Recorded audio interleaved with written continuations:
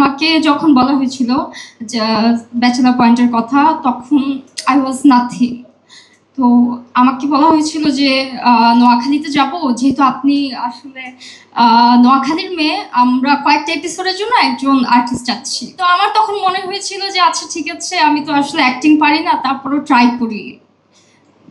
সেই ট্রাই করা থেকে আসলে সিজন 3 থেকে এখন সিজন 5-এ চলে আসছি আপনাদের সবার ভালোবাসায়। আসলে আমার অডিয়েন্স না থাকলে এটা সম্ভব হতো না। অ্যান্ড কাজল আরফিন, অমি ভাইয়া, আসলে আমি কি বলবো, I am very emotional right now, because আমি কখনোই ভাবিনি যে সিজন 5 পর্যন্ত আমি আসবো।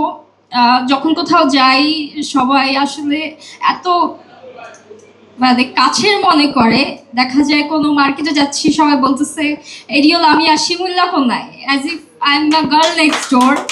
এত আসলে রিলেটেবল করে ফেলেছে আমাদের ক্যারেক্টারটাকে সবাই, যে মানুষের মনে হয় যে আমরা হয়তো বা তাদের আশেপাশেরই কেউ একজন।